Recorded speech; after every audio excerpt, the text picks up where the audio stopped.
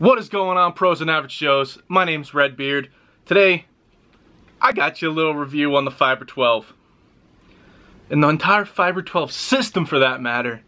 This is a STX Eclipse, a fairly beat up one that I had laying around that was the only thing unstrung, so I threw one of the lightest pieces and one of the top of the line pieces of mesh into probably the crappiest head I had laying around.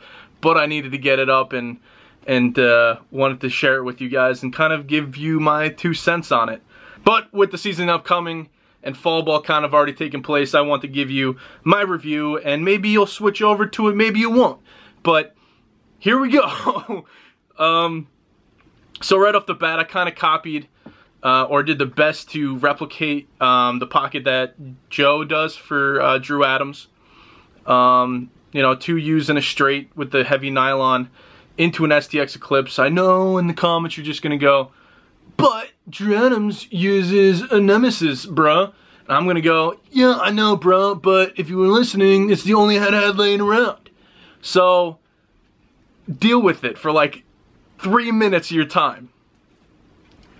Again, STX Eclipse is very easy to string. So is a Nemesis. I tried to duplicate it as much as possible and kind of get a feel for what they were thinking, what Drew Adams likes to use, and then kind of give you my 2 cents on it.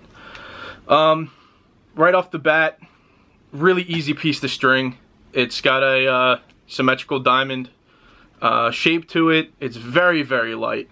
Again, probably the lightest piece besides Grizzly that I've ever felt or put into a stick. Once I put this on a shaft, it is a notable difference with the ball sitting inside the stick and feeling it come out and releasing.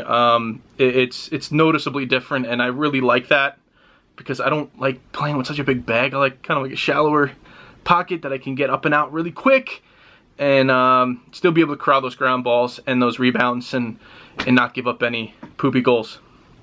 So the stringing, very simplistic pattern. I'm going to do another video on the pattern of this because I really do enjoy it. It's more so a mid to a mid-low pocket. If they see that in its entirety. I don't typically do U's. Again, I've told you guys that before. But with these U's and the long shooters that are provided in the Fiber12 kit, I didn't want to cut them and, you know, ruin it. So I used it.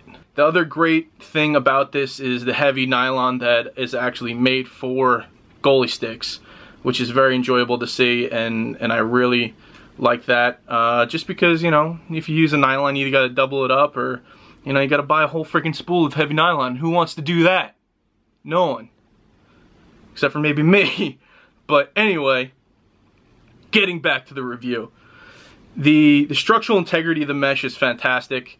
It holds its shape beautifully, and this is not a super tight channel, strung channel. Like, I can push the sides out, you can see how wide that is. But when you have those U's in there and where that ball wants to sit, it definitely pulls everything together and makes it look nice and pretty. These U's are definitely going to help for rebound control as well as throwing and clearing.